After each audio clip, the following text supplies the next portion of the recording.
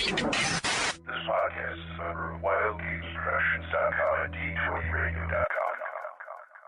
I'm Chuck Norris, and I approve this game. Between the time when gamers played with miniatures and chainmail and the rise of the Wizards of the Coast, there was an age of advanced role-playing undreamed of. And onto the Skygax, destined to bear the jeweled crown of TSR upon a troubled brow, it was given to teach us all how to roll for initiative. Ladies and gentlemen, let's get ready to rumble! The Roll for Initiative Podcast, Volume 4, Issue 157. I am Vince, sitting with Nick. Hello, everybody. Hello. This is 2015, and we got Matt with us as well. Hello, everyone. There's Traveling Matt. Traveling Matt, that's right. And the infamous Chad. Heidi-ho, campers. And joining us for one special occasion as our bonus and cross promotion. I'm a bonus. Oh, yeah. We have Sal from the Brainstorm Podcast. Hey, Sal. Yo. What's going on, everyone? Great. So, we're back 2015. We haven't heard from a couple people in a long time. First show of the year. Mm-hmm. We're going to actually start with Chad because we haven't heard from him in a while. Yeah, what have you been doing, infamous Chad, now? Oh, just kind of hanging out in a cave up in the Alps. No. Oh, Actually, that explains a lot. It does, actually. No, I just, I've been working on some gaming events that I'll be running at Gary Con come March. And outside of that, not too much. Built a new computer that I was looking forward to using for this podcast, and of course it did not. The microphone seems to be screwed up, so I'm back to using Old Faithful. Oh. And how are the rest of you guys? Do you guys have hey, I know what I got for Christmas. I got a vintage first edition box set of Traveler as well as second edition of Battletech. Ah, cool. Sweet. Yeah. So that'll be fun to kind of mess around with. Cool. All right. Nick, I know you've been playing your Star Wars D6 with the new re-up rules. How's that been going? Yeah, we started that campaign last night, and it's off to a wonderful start. He's actually got everybody paranoid. So pretty much it starts, I don't know if we said this in the last show, it starts, the timeline is going to be just before Order 66 is given to the clone troopers. Oh. And we had our little mission from the New Republic and the Jedi Council to find this, I guess there was a signal that was originating from a planet out in the Elrude sector, and the signal's like a 2,000-year-old signal. We run this blockade through the Separatists, and we get to the planet, and we had a little bit of a space battle there. And so we get to the planet, and we find on this ship there is a droid in cryogenic sleep. They take him out. He eventually wakes up on the... Before he wakes up, then Order 66 is given. The clone troopers who are with us start going after the one Jedi Master that's with us, and he dies. His young Padawan learner, who was one of the players, escapes. And we make this daring escape away from the Separatist droid fighters. And once we get this thing on board, we find it gets... I don't know if somebody activated it or it activated itself, but it wakes up and it thinks it's a Jedi Master. Nice. Yeah. So was it the droid they were looking for? Oh. Yes, it was the droid we were looking for. So there's some other things that are going on, like they were whoever it was jamming our comms, and I get this really strange message. We were able to get through the jamming and find out there's this road figure that was giving the order. Wonder who that is. Palpatine, excuse me. C-3PO. Jar Jar. Jar Jar. Yeah. Lisa, gonna give the order 66 to you. Yes, I am. Almost bad as Ewoks. Ewoks.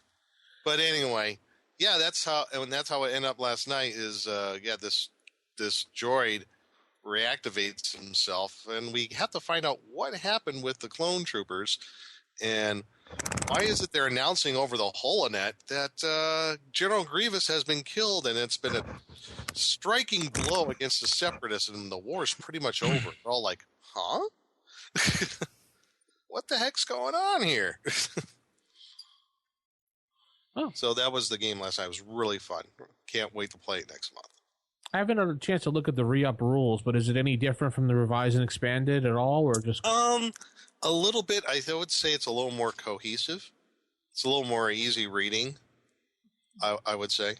Yeah, for those out there that are interested, it is the D6 Star Wars that some fans have done they call it re-up. They just decided to I don't know what they do, update the rules, so revise and update the rules. It's a really large book. It's hard to... They don't have a website. You can only find them on Google+. Yeah.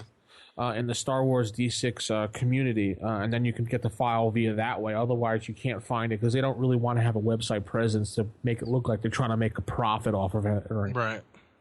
So, yeah, it's pretty hefty book, like you were saying earlier, Vince, before we started the show. It's like over 500 pages. Yeah. But if you want to start a D6 Star Wars game, I highly recommend it.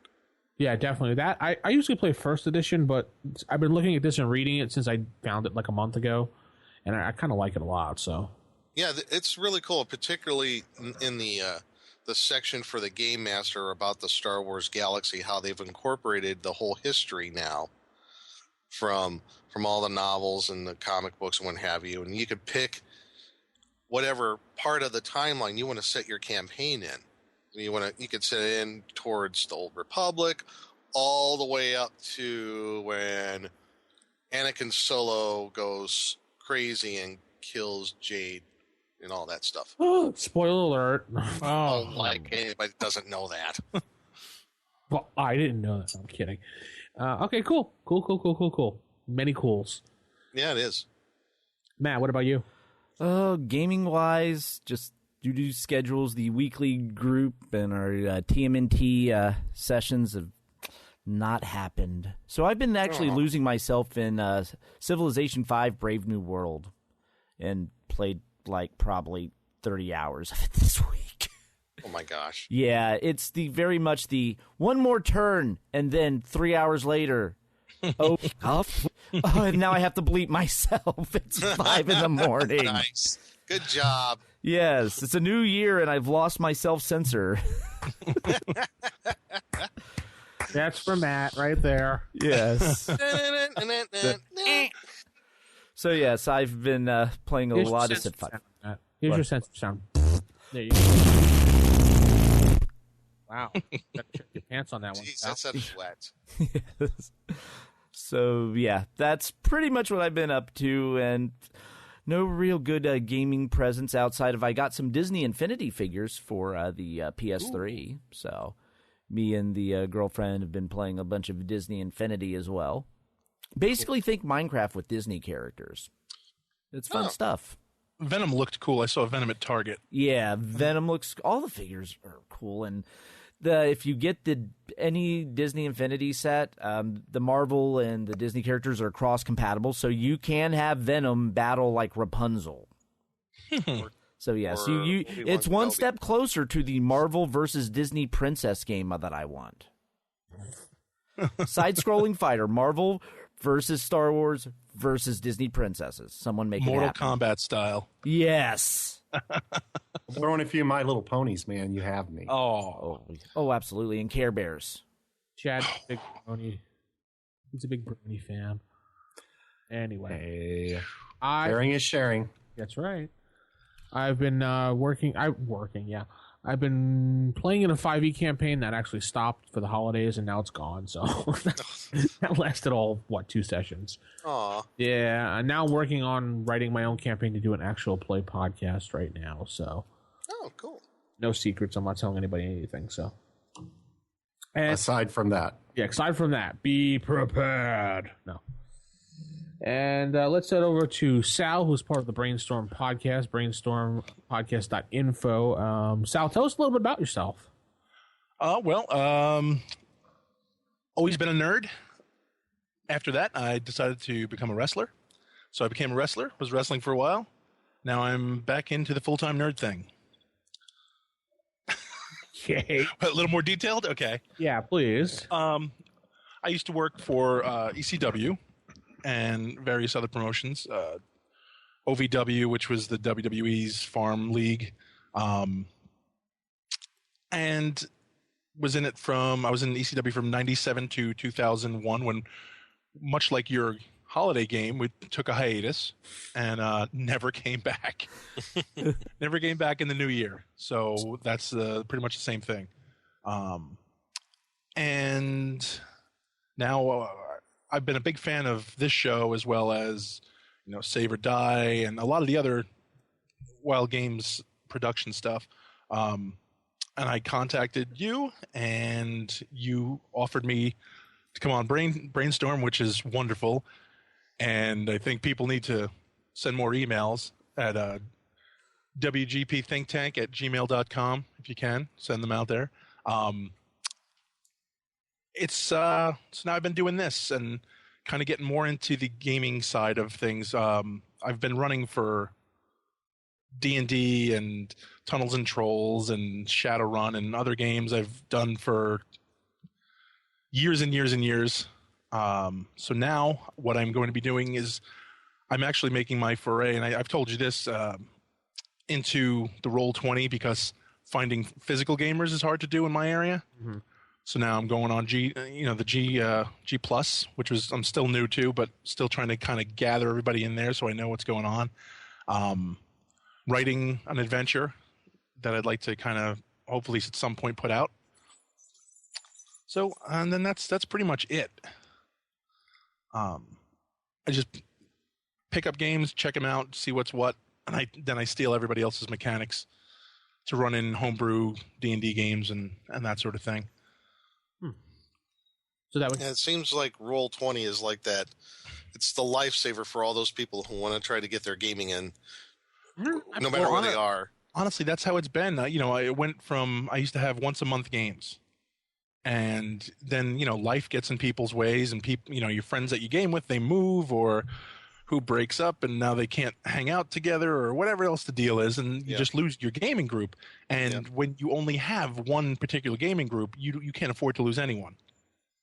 So it's like, you go to the local game store, and when I happen to have a great game store by me, but it's kind of, it's heavy on wargaming, which I love 40K and stuff. And I love, various war games, but I'm not really up. I want to role play. I want to run some games. And right now it's kind of in a dry spell of finding gaming groups. Mm. So I'm hoping that, Roll20 will be the answer. Mm-hmm. So we'll see. I was thinking about doing mine on Fantasy Grounds too. Now they have that $9.99 unlimited package going on per month. And you can GM, and you can have as many players as you want, connect for free. So, been looking into that. I'm not sure which one I want to do yet. So, well, cool. That was Sal's big promo. You can tell he was a wrestler. I'm joking. So let's head right into stars. Nick, what do we got? All right. Well, getting into stars, we have 1-star review over at iTunes. So just to remind everybody, you can give us reviews either for good or for ill. Over in iTunes, and go to the iTunes store and type in the search role for initiative, and you can track down the ratings and reviews from there. And we're at 190 ratings right now. We're closing in the 200. And we have a review from Jared Longsword, who wrote this on Christmas Eve. And it says, well done, gave us 3 stars. It says, I love this podcast. Though I mainly play 2nd edition and basic D&D, this podcast is very helpful, and I use a lot of your advice. I love the episode on creating a tavern. So, yeah, that was a fun episode to do. So, That's from Jared Longsword. Cool. Thank A you. little boastful, isn't it? Yeah. Definitely head over. Definitely head over to iTunes, like Nick said. Give us a rating, 1 to 5 stars. Tell us what we've done wrong. Tell us what we can do better. Tell us what we can keep doing to remain to get those. Well, to keep getting those 5 stars if we give us 5 stars. The more info you give us, the more we learn, and that's one to grow on. Well, we must be doing knowledge something is right. Half the battle. G.I. Joe. And now you Actually, that's know. knowing is half the battle. Yo, Joe. G.I. Joe. Jeez. All right, now that we got the cheesy 80s cliches out of the way, why don't we just mosey on over into table manners? Typical. Of all the evil creatures in the world, I like to find one with table manners. What are you kidding me? I spent years cultivating the worst table manners on the planet. Table manners. All right, now we get in the table manners here, and we're going to talk about a product. I guess you call it a product for An homage. Labyrinth. Yes, for Labyrinth Lord. If anybody's not familiar with it, Labyrinth Lord is part of the OSR, old school Renaissance, and it's pretty darn good rule set. Considering that you can get it for free out there if you like. And there is a companion to it, the Advanced Edition companion. Mm-hmm. And I guess we're going to kind of do a round table about this and talk about the Advanced Edition companion and how it compares to the original rules and for Labyrinth Lord and probably the first edition AD&D, what the differences are, how it's similar, and just kind of go down from there. So, well, my first overall look at the Advanced Edition companion, 160 pages, and it puts in almost everything that I want inside the book. Yeah, absolutely, but not so much that you feel like it's overwhelming. It's got enough of some crunchy bits there to if you want a little more stuff into your campaign, if you want to expand things out in your game world. So I don't know if anybody else did this, but when I was younger and I had the original book for the original rules, and we got to the planes in the back, yeah, I was just like, what? I never used them, never even bought. Like, honestly, didn't even look at them all that long. I got in looking at the AEC version here, like reading the cosmology and that sort of thing. Mm-hmm. Like, I just kept reading it, and I was like, oh wow, that's pretty cool. And I'm like, I wonder if this is and it is. It just seemed non-daunting. It was a non-daunting task to read it and look at it and go, this is it. Yeah, no problem. This is great. Yeah, that is a good point. I'm reading through that. I like how if you want to incorporate things like, other planes of existence into this campaign, and I think, don't they list it as kind of like optional? Yep. It's an optional thing, and you don't have to add it on if you don't want to. Right. And they simplified it. Yeah. Yeah, I looked, and that was that whole thing. I think, let's see, from page 145, 146. Basically, 142 is all the new rules that they added in. All of it it's optional, but it seems so much simpler. Yeah. Like everything in there. Most of the time when I see optional rules, I'm like, man, blow it off. I read this, and the more I looked at it, I was like, these are great, and then I kind of felt like a dummy because I was like, this is all in the first edition stuff too, but it just seemed so much more, scary at the time of, oh wow, this is a lot to take in. And I don't know why, and maybe it's just getting older, but now I was really impressed with those last few pages are great. The optional rules are amazing. Yeah, I like the optional rules. And going on with the plane stuff, they kept it relatively simple. You got astral, ethereal, plane of shadow, your elemental planes, your plane of order, chaos, negative and positive energy planes, all the demi planes and stuff. Yep. Yeah. The plane of beasts. I thought this was interesting because it says the plane of beasts is the home of all beast lords or powers that represent the equivalent of deities for animals and monsters. So there's a plane of beasts. So whatever, like like the Cat Lord from Monster Manual 2. I guess if you were going to use that, it'd be in the Plane of Beasts here. Yeah, it's very similar to the Happy Hunting Grounds. If you look it up and if you look that up in the in the manual planes. So and the neat thing is there's not all those other outer planes like this was it the Seven Heavens, Nirvana, the Nine Hells, and everything. Basically the Plane of Chaos is known as Hell. So that's where all your demons and devils are. Yeah, it's super simplified, and then it made me go back and look and say, well, was it the same thing? Was I just avoiding it because I had it in my head that it was a big complicated mess. Meanwhile, I look at it here and it's just like laid out, and I let somebody who's a non-gamer look at it from their point of view, and just from a couple of they're like, oh, this is really simple. Yeah. And I said, okay. But now if you put a D&D book in front of somebody, it automatically becomes a little more complicated. And I think whether it's the way it's written, which I don't know, but people automatically have a thing in their head, oh, this is going to be too hard to learn. Mm-hmm. Or this is going to be some weird game mechanic thing that I'm never going to understand. Right. But I gave this, giving this to a non-gamer and having them look at it going, oh, okay. Well, all right. And they don't understand the exact science of role play, but they read the rules and comprehended them very easily. Yeah. Well, that's cool. And I guess going on with the same area about the new rules, the other thing I liked was the breakdown on poisons. Poisons, yeah. I like this poisons part because compared with first edition AD&D, there was stuff about poisons in the DMG, but as the game originally was written, if a thief or assassin was using poison, it was just save or die. There wasn't like varying degrees of poison necessarily, and like if you're ingested, if it's a contact poison, whatever, and various types of damage or various types of effects, either like paralyzation or puts you in a coma or something like that.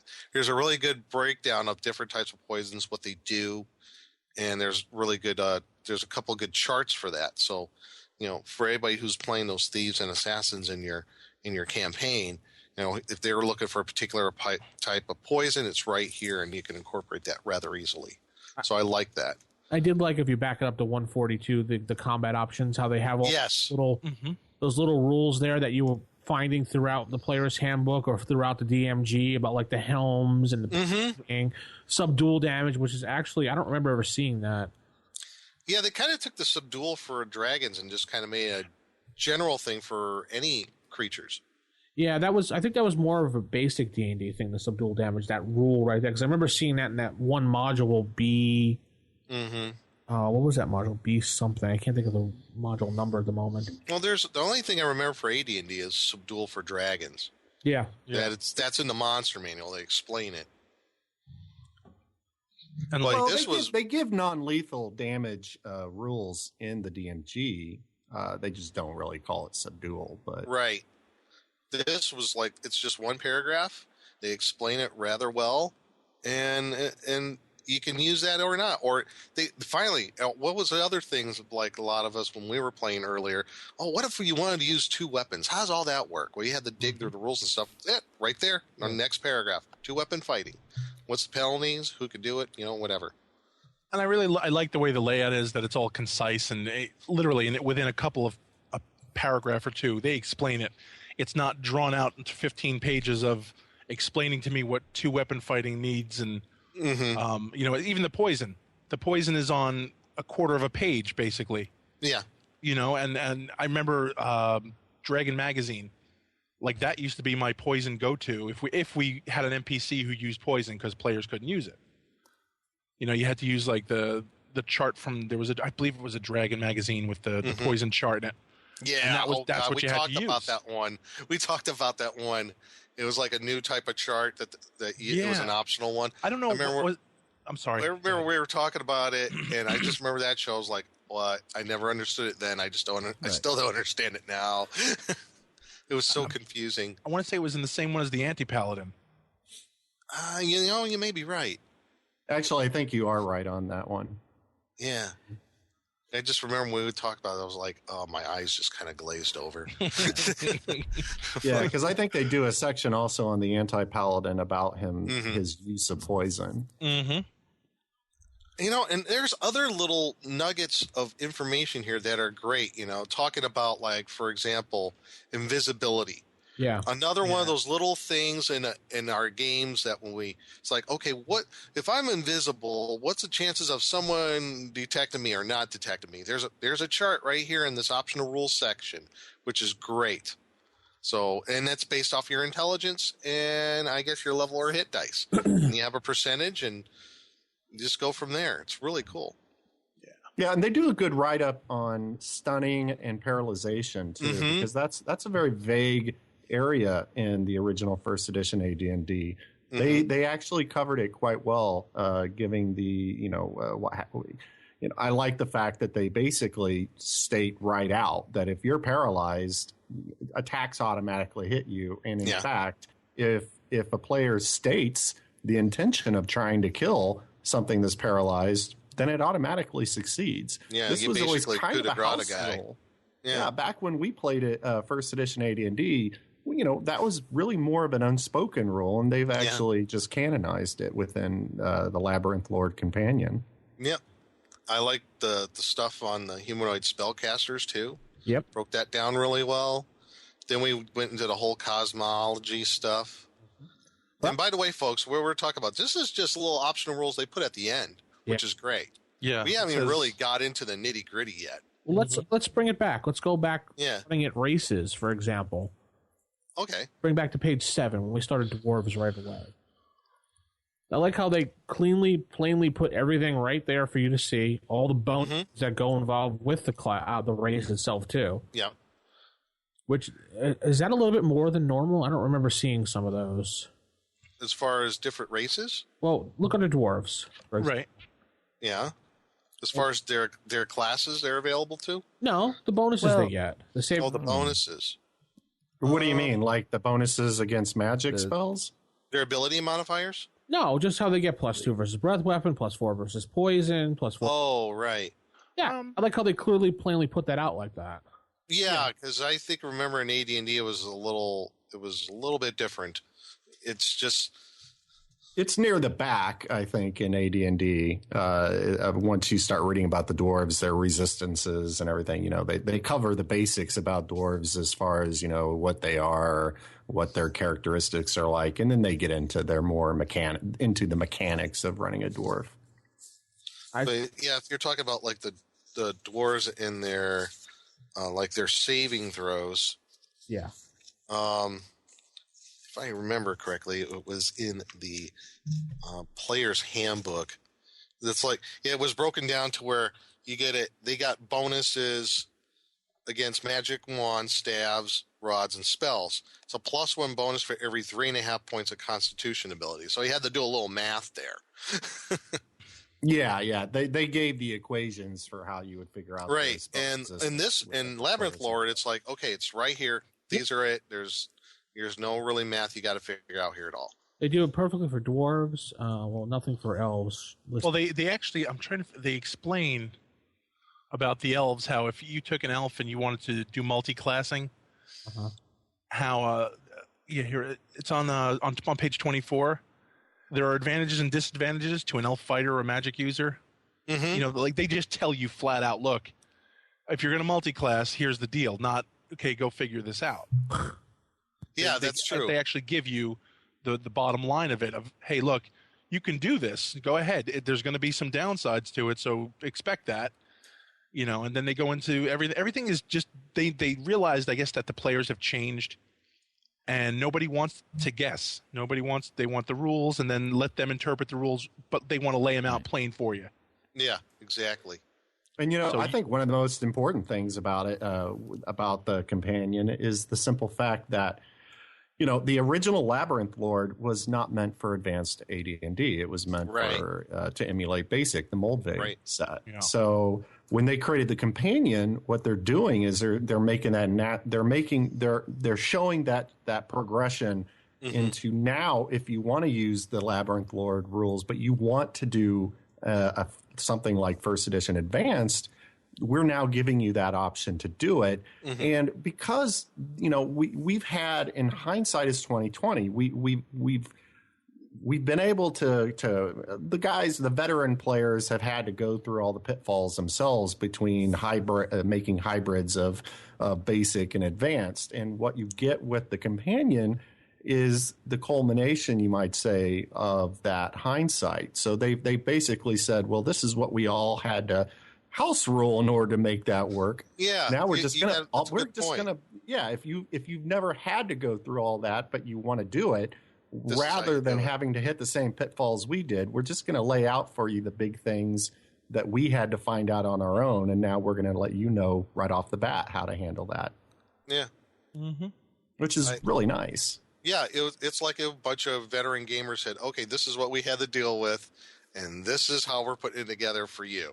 So you don't have to do all the work.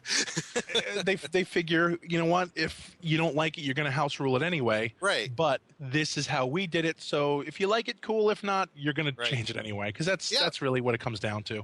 And that's actually a good example is like when I was looking at elves here for the different classes. They could be assassins, cleric, fighter, magic user, thief. I thought, okay, where's druid? I mean, because I always thought, elves kind of fit into that role too. But I don't think elves could be assassins. I thought only half orcs and humans could. Well, elves can be assassins in Labyrinth Lord. Oh, okay. So again, what they've done is in the past, they probably in their own games allowed it, and so they just kind of put that out because they know people wanted to do that. I just thought it was interesting that they don't have elves that have the ability to be druids, but half elves can. So I don't know, but that's something who. Like me, I would house rule it. Say, they could be druids. Not say you can't. Yeah. That was just like one of those little things I kind of picked up on. Again, it's, you rule the book, not the other way around. Right. So, into classes, I noticed that Assassin is now a core class, but did they drop the evil requirement? I don't seem to see it anywhere. As far as I can tell, no, there's no... Yeah, it doesn't... you don't have to be chaotic or... Yeah, you don't have to be evil starting out. Yeah, it's nothing for the prerequisites, so I just assume you could be a good assassin. Right. Well, just kind of weird.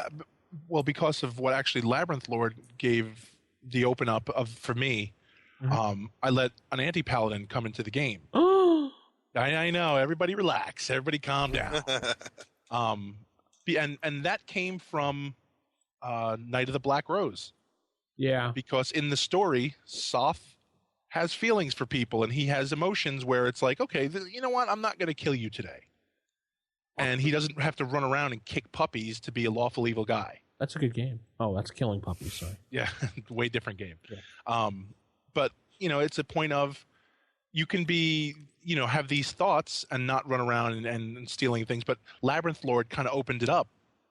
Whereas, you don't have to be a lawful evil guy in order to be an anti-paladin.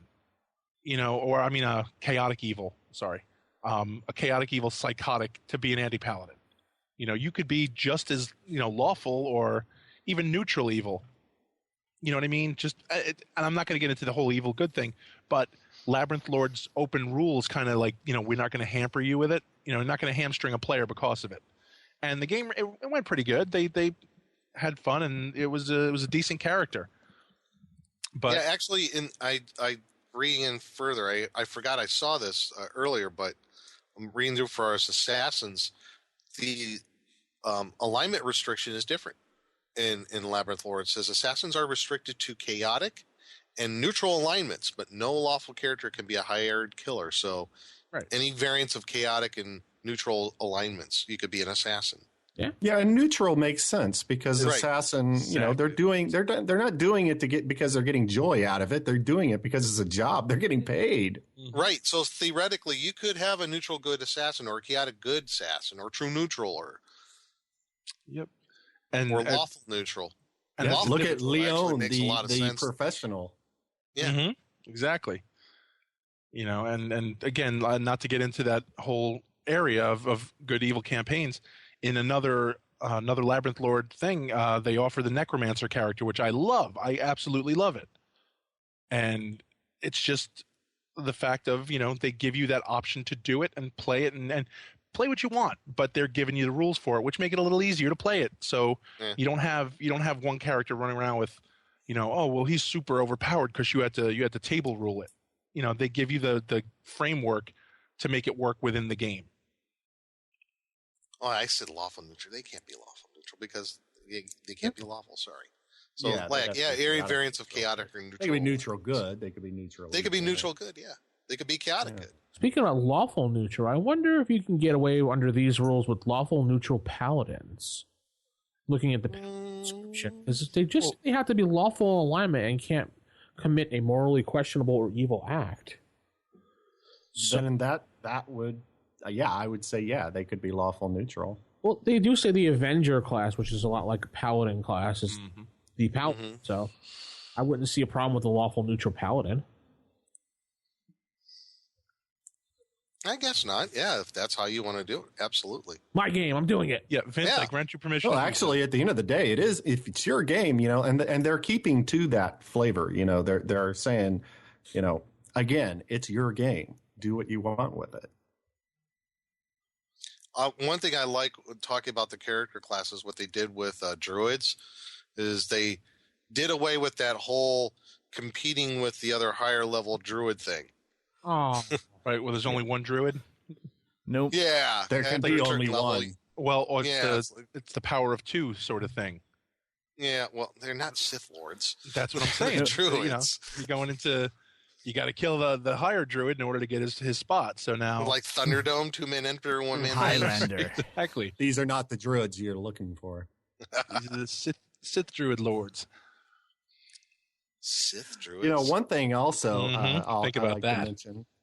they did another thing that's interesting, and that's which I think is again them making the game more kind of common sense through hindsight, and that is they changed the reaction modifiers, the way it works in the Labyrinth Lord Companion and First Edition AD&D, because in First Edition AD&D you wanted to roll high, and in Labyrinth Lord you want to roll low and so. If you look at your charisma bonuses, they differ between the two. You're going to get like AD&D, I think, was giving you plus percentiles, like plus 35%, I think, if you're 18 charisma to reaction modifier. Yeah. Whereas in Labyrinth Lord, they're instead of a percentile plus, you actually, like an 18 might get a -3 because you want to roll low, and I don't think you're rolling percentiles anymore. Yeah, that's like original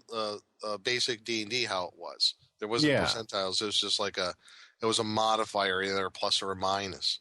Yeah, and then they carried that. Now that might have been also the way that. I know in the companion set that's how they're listing the reaction modifiers, and I don't know. I think that's a little bit more intuitive, to be honest. So I like that. I like the fact that they went that route with it. Seeing about as far as the other classes, if there was any major changes, for fighters, they say at 15th level, fighter gains 1 additional attack per round. So, well, I know the classes can now go up to they give you up to 20th level for classes. Right. It's like 14th level. Mm-hmm. Whereas what was the elves were? You played elves and it was like 9th or something. Yeah, I don't know what they did. I'd have to take another look at it. I can't remember what Labyrinth Lore Companion if they changed that ation of demi-human levels. Mm-hmm. Well, I know even in the back they offer the humanoid classes. If you want to actually play a humanoid, the spell casting levels and the caps on them. Right, for like shamans. Which is kind of cool. Yeah, if you want to do clerics and stuff. I didn't know if that was like for player characters or like for MP. I think it was for like NPC spellcasters. I think that's what they were referring to. One thing I noticed was missing, maybe I missed it, was there's no bard. Yes, that's true. I did not see a bard. But they have the monk class. Yes, but the monk is in there anyway, so. Yeah, but the Bard was always kind of a controversial optional class, even in first edition AD&D. And also very hard to level and finally become a Bard. Right. And wasn't there something about becoming a Bard that it was like, is it even possible? Dude, I'm trying to remember what it was. There was some combination. Was it like you could be a half-elf, but there was something else about being a half-elf that wouldn't let you be a Bard? No, you could be a half-elf bard or a human. I think only humans and half-elves, but you had to do your required levels of fighter, thief, and druid. Limited on what you wanted to. Or actually, yeah, you had to actually plan you were being a bard from like an early level to even hope to maybe one day run around with a lute. I always loved the Bard class, but I'm one of those. I always seem to be kind of in the minority of what I like about the original game. I like psionics. Hey, another thing in the psionics are for the devil. We don't talk about psionics on this show. No. Anyway, page 25, character inheritance. This is something that every one of us have done as a 12-year-old. Yes. The son of. They finally acknowledged that in the book. Oh yeah. I was looking at that too. I love that. In fact, I also like that how they put in all the stuff for ages and aging, and what your ability modifiers are when you're creating your character. Yeah, that was all for DMG. Now it's in just right here. Yeah.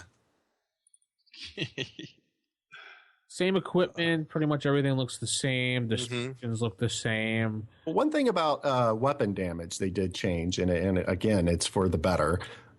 They no longer is all crossbow and bow damage the same. It's not all D6 now. It's if you have a heavy crossbow or longbow, you're doing 1d8 points of damage as opposed to 1d6, and then short bows and light crossbows are at 1d6 still. Yeah. You know what the best part of this is? The weapons is they don't have that stupid adjustment chart that everybody hates. Small, medium, large creatures? No, versus armor class. Oh, the weapon versus if you're armor. attacking somebody in plate mail, you need to make this calculation. Yeah, the chart that just about every person hated when they played. Well, but if you liked it, you could bring it. If you're one of the people that liked it, and I know Jason liked it, then you can still incorporate it because the companion rules fit so hand in glove well with the original AD&D. That there's nothing that they didn't include that you couldn't include. Well, one of the things that I noticed here when they're talking about when we're going through this section here on page 24, when they're talking about multi-classing, it's a huge change from AD&D. And go back, okay. Yeah, it's on page 24 here, and for everybody out there, I'm going to read this section here at. The Labyrinth Lord's option, characters may multi-class. Traditionally, humans are not allowed to multi-class, but this is up to the discretion of the Labyrinth Lord. Okay. Now, here's where it gets interesting. The elf, when used as a race class from the core Labyrinth Lord, may not multi-class. It is a multi-class already. Yeah, I was going to say he already is a multi-class. Right. A maximum of 3 classes may be chosen. So they're still going with, if you're using the original Labyrinth Lord, you're still having race as class associated with this. Because if you look through the different allowable multi-classes, you have cleric / dwarf is one of them, for example, for all the cleric ones. The optional hit point section over here, because the hit point, the D whatever for each class, the hit die for each class, is lower than the original first edition normally. Yeah, it is. Advanced, and it says elf, dwarf, halfling, as if you were playing the basic rules and want to up the hit dice for the class. Mm-hmm. So, but I just thought that was interesting about multi-classing, where there's where also there's some that are not allowed, where it says fighter / dwarf, halfling / fighter, elf any class, paladin any class, and monk any class. Duh. So. Yeah, I'm paladin and monk, but I just thought it was interesting. You can't multi-class as an elf. I'm glad they limited the multi-classing, too, because I used to hate people that used to be like, cleric, fighter, thief, rogue. Right, you know what? And I think that was intentional. Go play Munchkin. / thief acrobat. It was just like, come on, dude.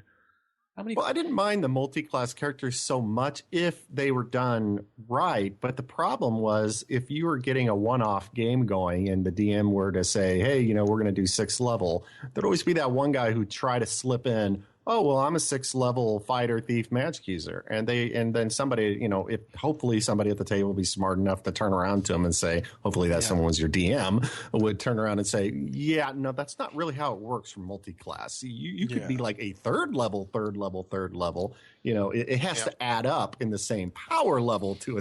You don't get to be 666 while everybody else is only, that it is the devil. The number of the beast. Yeah. Well, that was the problem I always had. Well, where are some other things that under first edition AD&D there was no clear-cut rule about when multi-classing? No, there wasn't. There was some other ones too, like what about armor and weapon restrictions if you multi-class with like a cleric or a magic user? Yeah, that was always They have it right here that says if you're a cleric magic user, you can use sharp objects and any armor. Right there. There it is. Nick is just so happy to point that out. Well, it is because it's. Remember, how many times have you saw in Dragon Magazine somebody writing in saying, "How can magic user clerics can they wear armor? Can they use bladed weapons? Can my cleric fighter use a sword?" No. And it says it right here. Yeah, you can. You can use sharp weapons. It says no. You're going to go to hell. Yeah. It's basically up to your DM. I'm going to go there. But if you were looking for an actual rule for it, it's there. Nick wants to win to his argument there.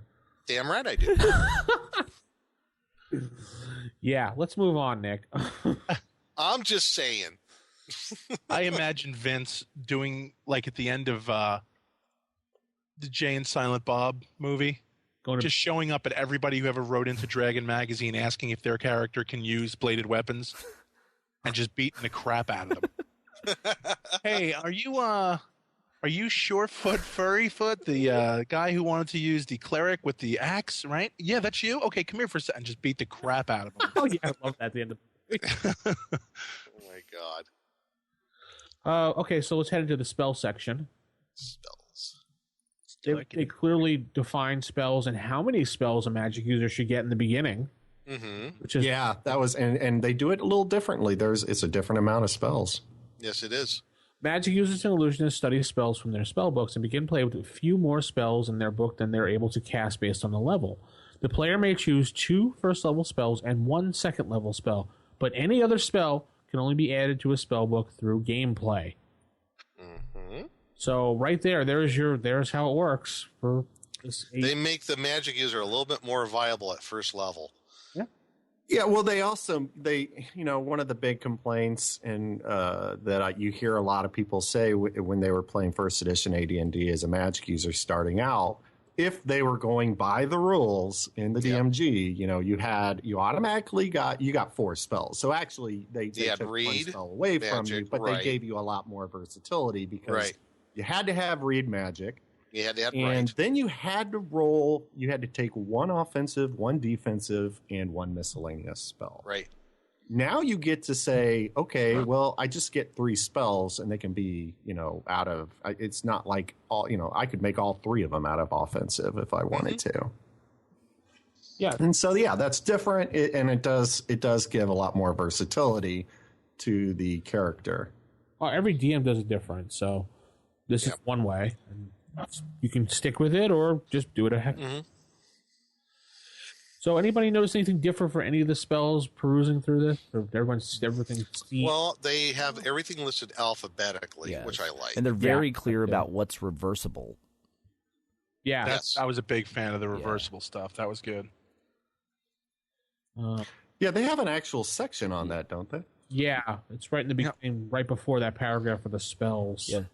So again, it makes it so easy to find exactly what it is that you need to know. And the penalties for using reverse spells. Too. Yes, if it goes against your god's beliefs, if you're a cleric, for example. Yeah. Cumulative effects, you can do those. Tells you can't use a bless twice for a cumulative effect. Yeah, they won't stack.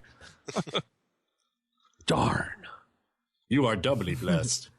Mm-hmm. That's Well, you can't. I guess not from the same caster.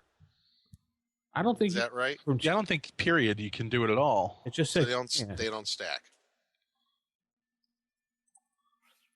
Okay. I never thought of the spell quest being reversible, to be honest. Which lethargy. What is it? Quest Instead and of quest, lost? you don't want to go anywhere. You're lethargic. Yes. It's remove quest. It's more remove quest. Then I personally like the reverse of resurrection, destruction. Death Ray. It's the finger poke of death. Yeah. I've heard of that one before. Which fits well into the at 9th level anti-paladins get spells, so that works in very nicely eventually. Nothing else I can think. Druid spells, pretty much. They got rid of obviously the name spells. If you have any of those, No big B's. Yeah, there's no Odaluk or Rary. Can't do. Yeah, I mean, obviously when they Morning made game. it, Goblinoid Games had to, obviously they couldn't use anything that was like definite intellectual property of D&D. So, and of course, and it also makes sense unless you're going to be playing in a Greyhawk setting or, a setting that used another one of the names, then it probably makes sense you wouldn't have that. They have Firestorm as reversible. I just noticed that. What's the reversible Firestorm? Extinguish Storm. Oh, cool. It will extinguish normal fires covering double the normal area. It will extinguish magical fires in the normal area, but a probability of 5% per caster level. Flash Fire is a reversible one. Dampen Fire. Did you do a reverse spell Power Word Kill? Power Word Live? Word Live? Yeah. I don't know. It'd be interesting. Yeah. Unfortunately, it's not listed as reversible, but someone out there needs to work on that and make it happen. Yes. I was going to say, somebody's going to bring that up now at the next game. They're just going to curse you. Still got your animal summoning spells. Oh, here, summon Sylvan Beans. I think that's a new one. Yeah, I don't remember that one either. Yeah, this one you must cast it outdoors. This is a druid spell. Must both chant and make magical hand gestures. Casting ends when Sylvan Beans appear or if 2 turns have passed with no results. So the referee decides probability particular type of woodland creature being available within range based on the circumstances and terrain. Right. And there is a table below, centaurs, dryads, sprites, unicorn, Trent, Nixie, and Pixie. So you summon it. Wonderful. Yeah, you flip off an oak tree and then hope. Well, no, there's a quantity here. Like, you could summon a D4 centaurs or D4 dryads, D8 number of pixies. So, meat shields, as I like to call. They stay crispy in milk. Yes, they do. Then you have your magical item section. Yeah. Mm-hmm. Just about everything's pretty much the same. A couple tweaks here and there of names and things like that. Yeah. The deck of many things. I love that. Oh, yeah. Still there. It gives you the rundown on how to use your regular deck. Yeah. Yeah, I would say that, the spell section, very extensive. Pretty much everything from the original book and from original AD&D. Really liked was when they broke down the magical items into like swords, like +2 of berserking, and they explain exactly dagger +2 of assassination. Explain it. Mm-hmm. 9 lives. I mean, I know they explained it in first edition manual, but they didn't go into a lot of detail about some of the things. And on page 103, they start going into various details for each of the weapons. Yeah. Yeah, now they did take out the artifacts and relics, it looks like. Yes, they did. Yeah. Well, those are probably intellectual property, I would assume. They could have made up their own, but they probably went, meh, let the DM do that. Mm-hmm. We have some new monsters as well. Matt will go over that briefly in a minute. But anything about the monster section we want to talk about here? Or? I am a big fan of the Vrock artwork. Oh. Because, like, all of the artwork in this, while this pretty much nailed 7th and 8th grade for me with this artwork. Because this was the stuff I loved. This was this was it, man. Like, this was the style of drawing that was so cool. Right. Like, I hang on one. I got to find the page. I think it's the last one of Spells, with the dude with all the dead. It's like all the dead orcs and goblins with the experience points on their foreheads. Oh, I don't have an art version of this. Yeah, I don't have the art version. I got the physical because I love this damn game. Page 82. Page 82 is right in the middle. Game. It's this guy standing in front of his friends who were around the table, and his friends look kind of upset, a little bit weird. He's holding his character sheet high over his head, and it's lit up like it's the Holy Grail. And in front of them, laying on a pile of treasure, there's like these orcs. They're dead, obviously, and there's experience points carved into their foreheads. But now, That's great. By no means is this any sort of giant leap into the art world of, wow, this is super drawn. But this kills only because this pretty much epitomizes 7th and 8th grade, playing D&D after school. Now I got to get the artwork version. Oh, it's hysterical. I got to get it now. I took the original Labyrinth Lord one and made it into a travel companion size, so I play my BX games and have that quickly to flip through. I have to show you that, Sal. You probably like the way it looks. Yeah, that's pretty cool. So we'll skip the monster section for right now because we have our creature feature, which Matt will take care of that. Mm-hmm. But skipping that, we go to the new rules like we spoke about, the optional stuff. I do like they have various charts in here. Yes. And random tables for random traps, atmosphere, sounds, miscellaneous room contents, random stuff for your taverns. Yeah. Random tavern patrons. So keeping with the style of old school with Gary Gygax, lots and lots of charts. Yeah, you even have your torture chamber furnishings if you want. Yep. And even the monster crusher list is always a favorite. And then we have our open gaming license and advanced adventures plug in the back, pretty much. Well, in the print copy, they got the Labyrinth Lord Society. That's at the very end, yeah. Yeah, and the other was it Mutant Future? Yeah, Mutant Future. Yeah, I have that also. Mutant Future is. I've never played that. A travel companion size too. What do I Labyrinth? Yeah, they also made a really good retro clone of the Chaosium's basic roleplay Goblinoid games. They made Gore. Yes. Which really is actually very nice. Yeah. Yeah. Huh. So, and it's open game license. And I've always thought BRP was probably the best game system. Yeah, I love it. And now you could do, because it's not now, it's been out for a while, but it's very good. It's got the same generic challenge table that you'd find in basic role play, against how I want to bust that door down. Okay, well, it's got that same kind of slide scale chart. Very nice. I just saw in the little advertisements at the end. You see the one where it says the one about the adventure Citadel of the Fire Lord? Yeah. It's by who it's by, Robert Kuntz. It says, and there's the dude sitting on the throne here. He says, due out in the near future. And whatever little demon dog thing says, actually, when Rob finished writing it. Yeah. What they said. That's actually not too far from the truth. I have to say one thing. Every time I see the Labyrinth Lord Society's logo, I keep thinking of Boar's Head bologna product. It reminds. Oh yeah, like Boar's Head lunch meats. Yeah, exactly. I hate to do that, but every time I see it, I'm like, oh, I want a bologna sandwich now. Why is it I get hungry for a deli sandwich every time I play this game? I see their logo. Oh my god. Maybe that's on purpose, And another one of the ones they kind of plug at the end is, I like their stuff as Expeditious Retreat Press. I like their adventures. Yeah, Advanced Adventures, yeah. Yeah, great stuff there for those folks.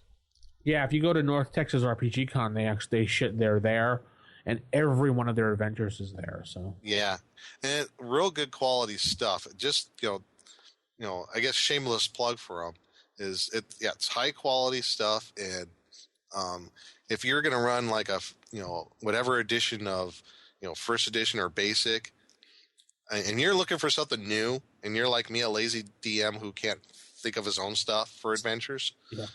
I mean, they have a plethora of adventures to choose from. Was that a plethora? Would you say a plethora? Yes, I would say a plethora. I don't know. But that's great because if you want to spring something new on them, I mean, yeah, how many times can you run against the Giants, 100. 103. Even though it's a fun, it's a fun adventure. I mean, it's like, how many times can you run that even for seasoned adventures? It's something you could spring on something new to them. So it's a toss-up for me between what is the name of the company? XP, Expeditions Retreat Press, and Pacesetter Games. Pacesetter's good too. Yeah. Yeah, I got some of their stuff as well. Absolutely. Big toss-up. I don't know.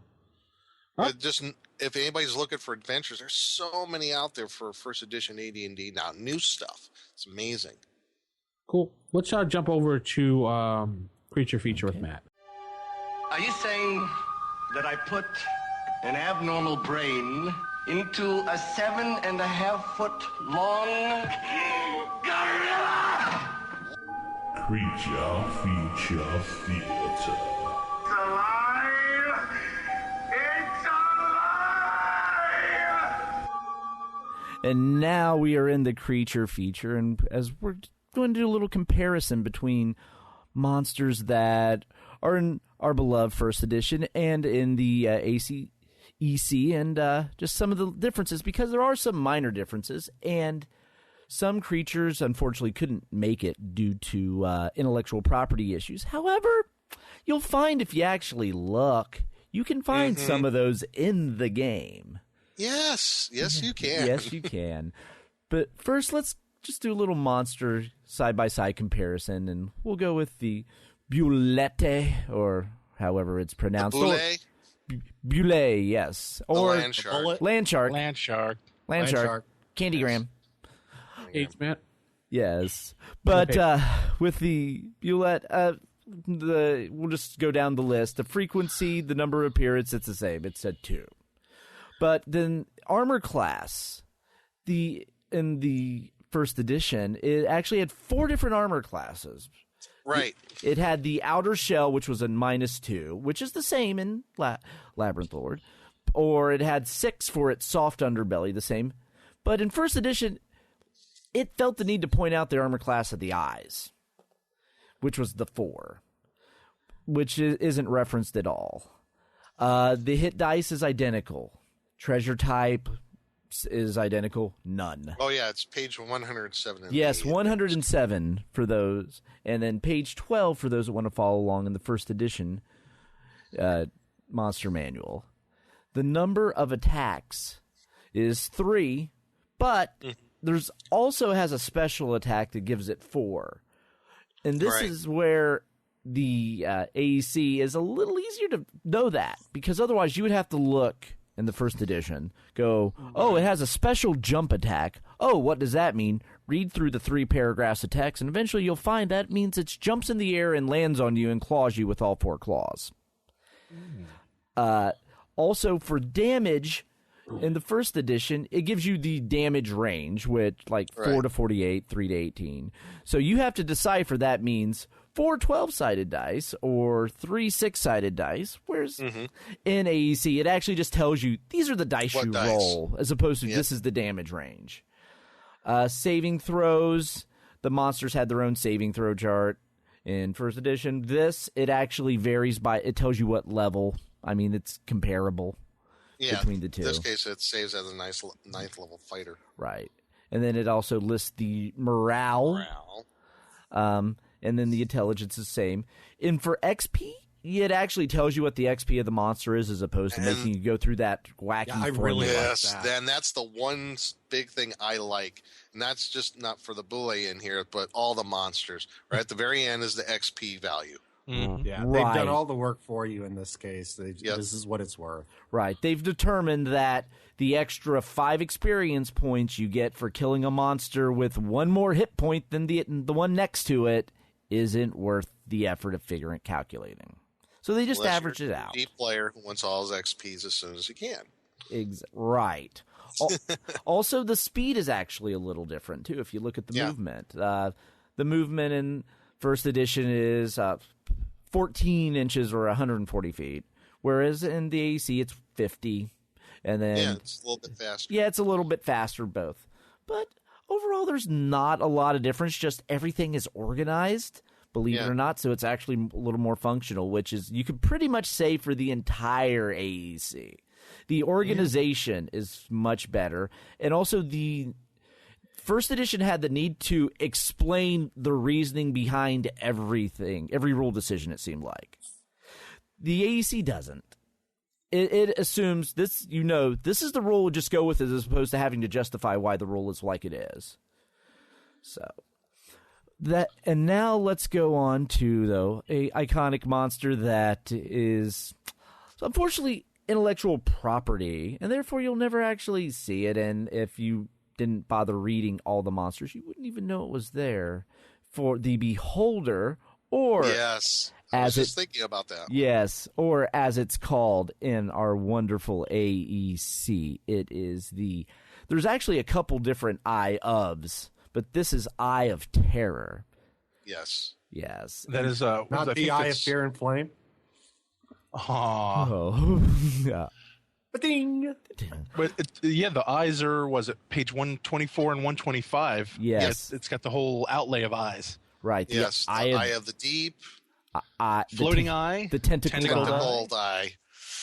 Yes. So your eye monsters are there. They're just not going by their typical name. This is actually probably closer to if a peasant saw this floating about. What would they call it? Eye of Terror? Yeah. They would call it ah. Yes. Ah, as people find their statue. Right. or not, assuming they weren't disintegrated into a pile of ash. Right. No. But the... And one another thing... Oh, I'm sorry. Oh, no, go ahead, Nick. Oh, I just like one of the things that they did here is, compared to the first edition, we actually got the hit dice of the darn thing. Right.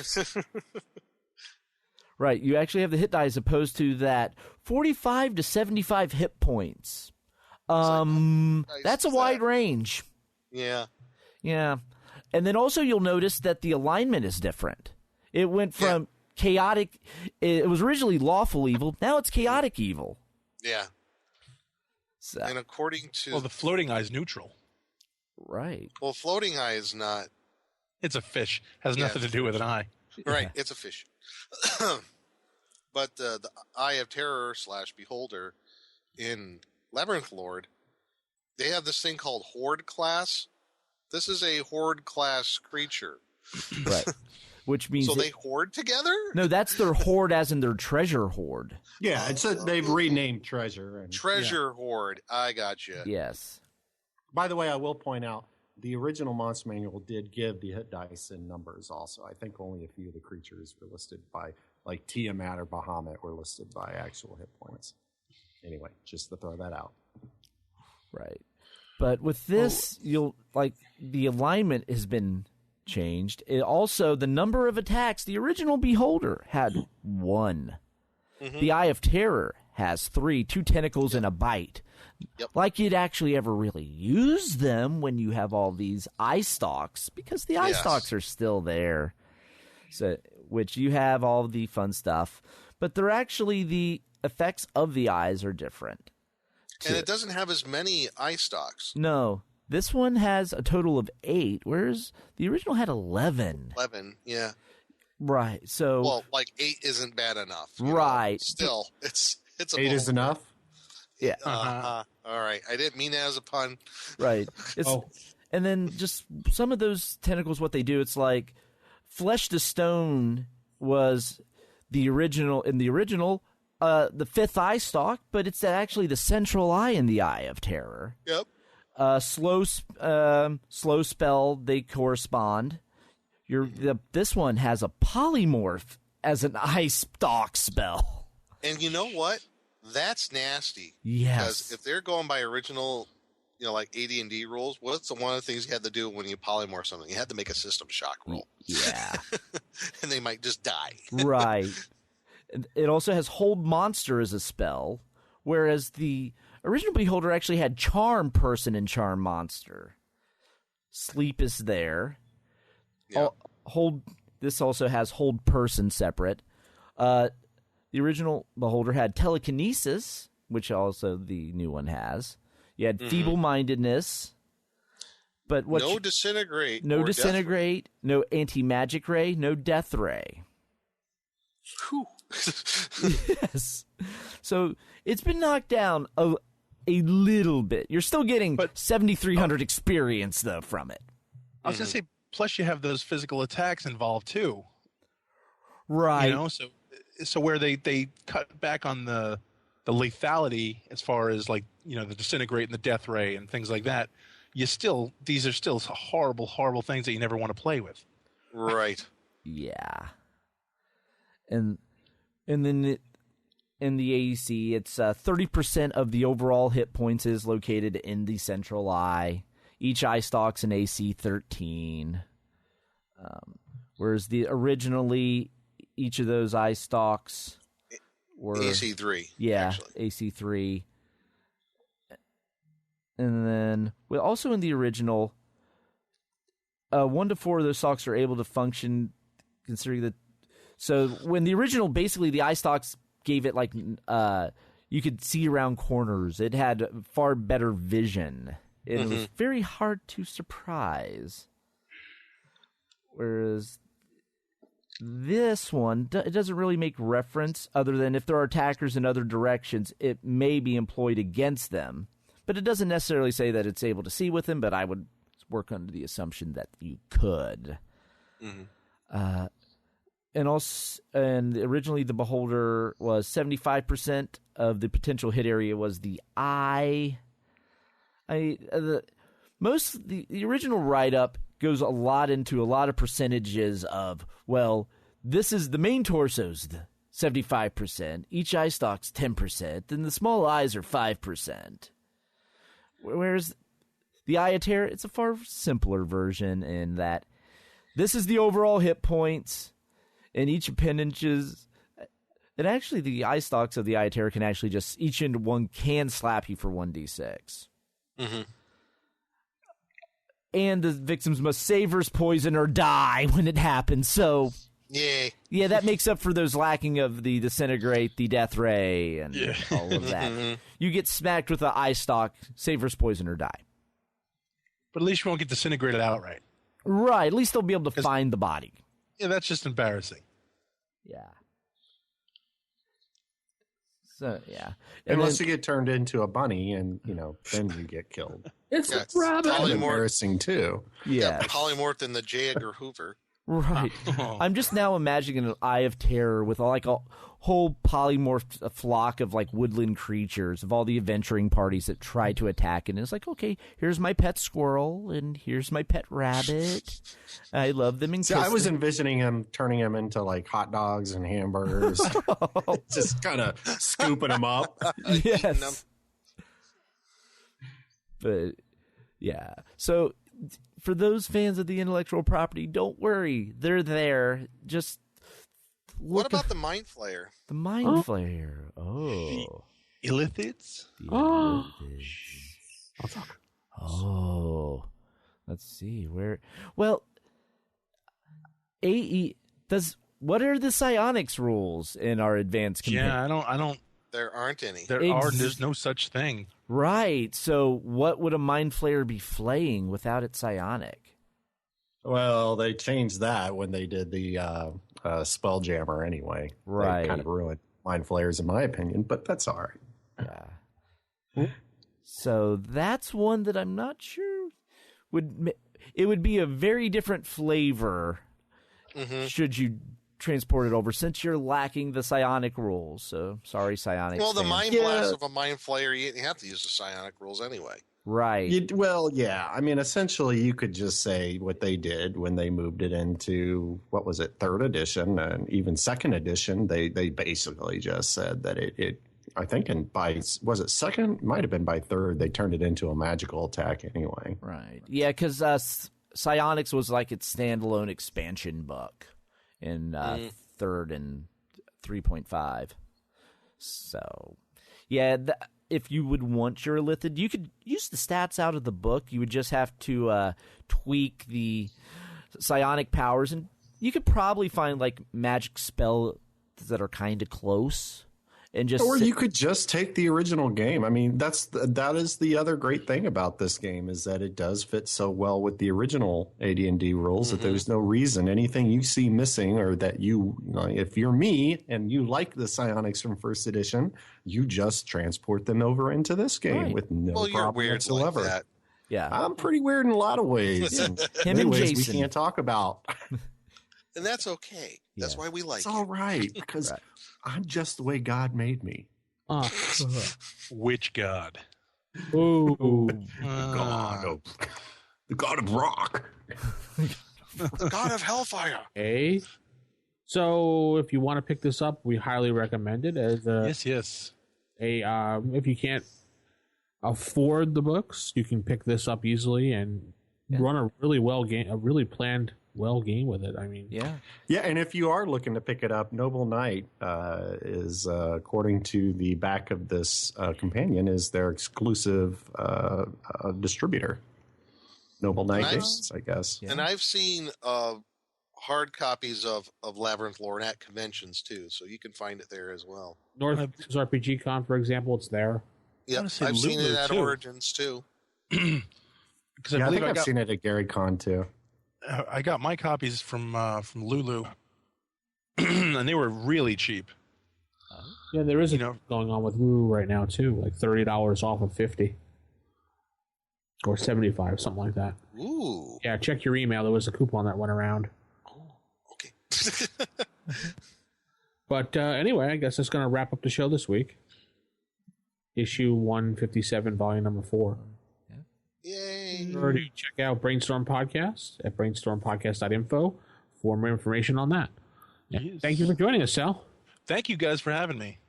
Well, say keep it original, keep it old school. Good night, everybody. Good night. Good night.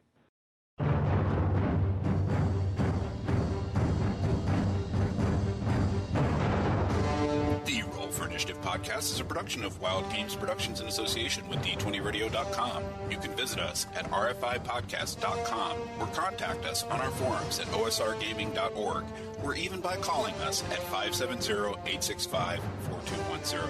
This podcast is produced for entertainment purposes only. All other uses are prohibited. And remember, if your magic missile spell doesn't automatically hit, you're playing the wrong edition. Thanks for listening, and we'll see you next time on Roll for Initiative.